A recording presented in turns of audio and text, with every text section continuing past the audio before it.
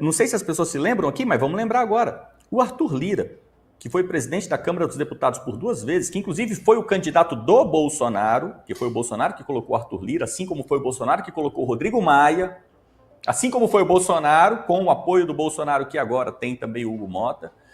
O Arthur Lira tem gravações dele de vídeo indo nos corredores de hotéis aqui em Brasília para se encontrar com os mensaleiros durante a Operação Lava Jato. E o Hugo Mota vai colocar na gaveta do mesmo jeito que o Alcolumbre fez em projetos lá quando o Bolsonaro era presidente, que faziam muita pressão, ele dava risada e engavetava os PLs. Agora... É uma coisa muito óbvia. O que precisava éramos mostrar que temos um parlamento de oposição. O que a gente mostrou com a votação do Hugo Mota é que a gente tem um parlamento de situação. Olha, uma coisa é fato, não precisa ser especialista em política, esse é o meu comentário, para saber que os presidentes do Legislativo, eles têm um ego muito, muito grande.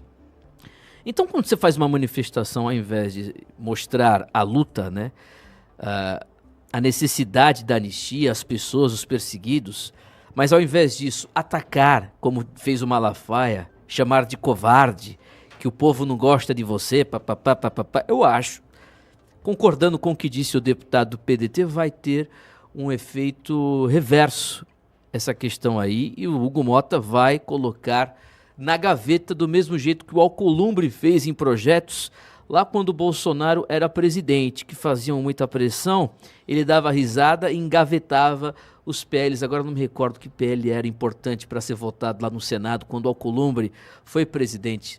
Quando o presidente do Senado, da primeira vez, quando o Bolsonaro também era presidente da República. E o Alcolumbre, naquele momento, engavetou por causa da pressão sofrida, que ele estava sofrendo nas ruas, em todos os lugares, e naquela época as movimentações de rua eram muito, mas muito superiores. São 9 horas e 8 minutos. Vanessa, o que você acha? Você concorda comigo? Você acha que isso vai dar o efeito... inverso, na verdade, o reverso, né? Não vai dar certo. Eu acho que atacar o Hugo Mota não seria uma boa estratégia, né? Timóteo, como é que você ataca a pessoa que você mesmo foi lá e ajudou a levantar? Né? Assim, é um pouco... A gente está diante de uma crise existencial, de personalidade aí dessas figuras que compõem esse bolsonarismo no Brasil. Porque foram eles mesmos que levantaram o Hugo Mota. Eles mesmos colocaram o Marcel Van Hatten como um infiltrado, desagregador e terrível, porque ele lançou uma candidatura independente dentro do processo lá da Câmara. Então, a gente está diante de algo completamente... É uma crise de alucinação. Estão todos alucinados. Não tem sentido nenhum atacar o Hugo Mota. Absolutamente nenhum sentido, nem do ponto de vista lógico, nem do ponto de vista de qualquer tipo de negociação estratégica que possa estar havendo em prol desses presos aí, que são presos, deixando muito claro aqui, estão presos porque acreditaram e confiaram nesse senhor que hoje está aí no trio dizendo que é para anistiar eles. Em momento algum, ele reconhece a inocência das pessoas, em momento algum ele reconhece que as pessoas foram enganadas e motivadas pelos youtubers que até hoje trabalham incansavelmente para promover o Bolsonaro, utilizando de cometem crimes contra brasileiros, calúnia, difamação, injúria, estando foragidos em outros países sem poderem sequer responder pelos crimes que cometem. É o que a gente assiste hoje. É uma central de alucinação. O bolsonarismo virou isso. Não existe nada coerente dentro do bolsonarismo. E a maior das incoerências, neste momento, é menos de um mês, sei lá, 2 meses depois, eles quererem agora atacar o presidente da Casa Legislativa, que eles disseram que iam pautar anistia. E que todos nós aqui, que temos 2 neurônios e o mínimo de lucidez, sabíamos que esse senhor não ia pautar anistia. Porque esse senhor vai se indispor com o Xandão, por quê? Me explica. Esse senhor vai se indispor com o presidente da República, por quê? Não faz sentido. É uma coisa muito óbvia. O que precisava éramos mostrar que temos um parlamento de oposição. O que a gente mostrou com a votação do Hugo Mota é que a gente tem um parlamento de situação, que joga nas tais 4 linhas que nunca deram certo até hoje. Porque as 4 linhas que a gente propõe aqui, Timóteo, o Bolsonaro nunca jogou nas 4 linhas. Ele jogou fora delas o tempo inteiro para favorecer o inimigo. O tempo todo. Foi isso que o Bolsonaro fez do início ao fim do seu mandato. Ele jogou fora das 4 linhas, ele não jogou nas 4 linhas. Isso é um discurso errado. Ele jogou como um covarde. Ele jogou sem assumir a sua responsabilidade de presidente da República em uma democracia, onde ele conseguiu algo inédito, que foi ter a maior população de adoradores que um presidente já teve aqui nesse país. Eu receio dizer isso. A popularidade do Bolsonaro, o que ele conquistou a nível de popularidade, é absurdo. A gente não assistiu isso durante a história do Brasil. Essa popularidade genuína que mobiliza multidões, o Bolsonaro conquistou isso.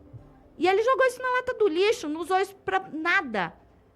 Para nada. E agora quer resgatar com imposição de coisas que são completamente loucas em relação ao que ele prometeu em 2018, do que ele prometeu durante seu mandato.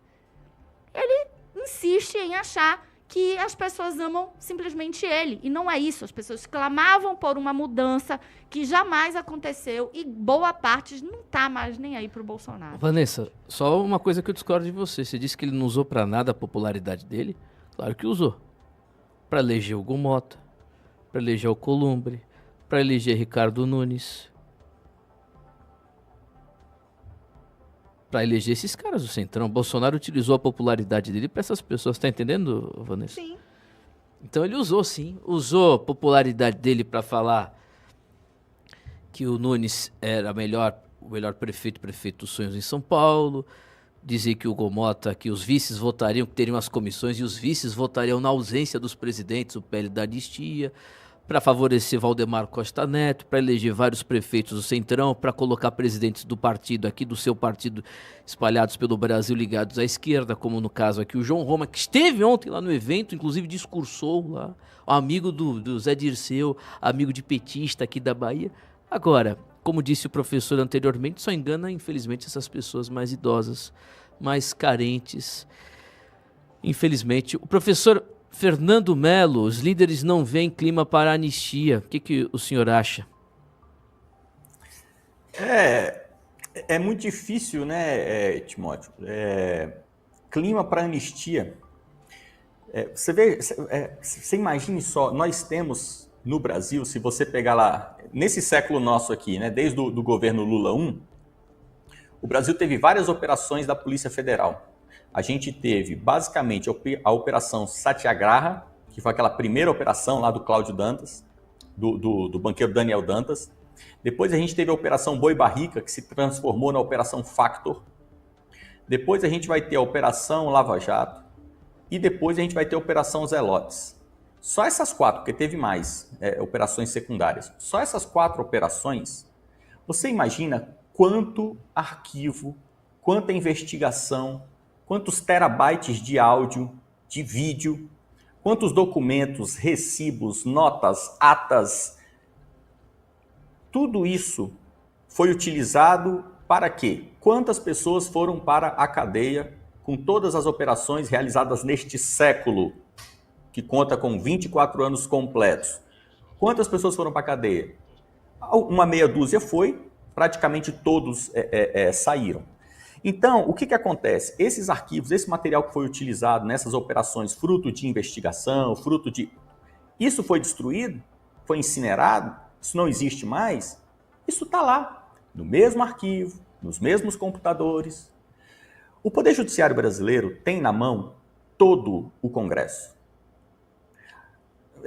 Não sei se as pessoas se lembram aqui, mas vamos lembrar agora. O Arthur Lira, que foi presidente da Câmara dos Deputados por 2 vezes, que inclusive foi o candidato do Bolsonaro, que foi o Bolsonaro que colocou o Arthur Lira, assim como foi o Bolsonaro que colocou o Rodrigo Maia, Assim como foi o Bolsonaro, com o apoio do Bolsonaro, que agora tem também o Hugo Mota, o Arthur Lira tem gravações dele de vídeo, indo nos corredores de hotéis aqui em Brasília para se encontrar com os mensaleiros durante a Operação Lava Jato. Ele era até gordinho, depois ele emagreceu para poder mudar um pouco aí o visual. Então, esse STF tem todo esse Congresso nas mãos. Imagina o que é o arquivo do Eunício Oliveira. Imagina o que é o arquivo do Renan Calheiros. Imagina o que é o arquivo do Romero Jucá. Imagina o arquivo desses caras. Aí você quer que esses caras vão lá e comprem uma briga contra o STF? Assim, isso é de uma piada, isso é uma coisa tão pífia, isso é uma coisa ofensiva à inteligência do brasileiro. Aí, poxa, mas se é assim, por que o Bolsonaro continua apostando nisso? Ora, ele vai apostar em quê? O Bolsonaro não tem mais para onde correr. O Bolsonaro não tem para onde correr. O Bolsonaro não tem o que fazer. Você vê, por exemplo, o Eduardo Bolsonaro meteu o pé. Ele tinha como. Ele tinha ferramenta para meter o pé. Meteu o pé, saiu fora. O Bolsonaro não tem nem isso mais. O Bolsonaro nem fugir consegue mais. O Bolsonaro tá preso, bicho. Como ele falou, né? Tô com 70, então para mim a prisão é a morte e tal. Esse cara não tem mais ponto de correr. Ele tá jogando a última ficha que ele tem, mas você vê a cara do Bolsonaro, ele tá o tempo todo com essa cara de abatido, né? Desde o acabou porra que ele tá com essa carinha, né, de poxa, né, meu último pronunciamento. Você vê que o cara tá acabado, bicho. É difícil. Ô rapaz, que isso, não sai agora não. Antes, deixa o seu likeinho, deixa a sua inscrição. Aproveita e já nos segue também, viu? @BradoRádio. Se você não seguir e não deixar o likeinho, certamente você é um esquerdista, viu? Um petista, viu? Um cheiro mole, viu, meu irmão? Então saia pra lá. Mas se você for de direita, for conservador, já nos segue, viu? @BradoRádio. Aproveita e deixa o likeinho também, viu? Valeu, meu irmão. Forte abraço e até a próxima.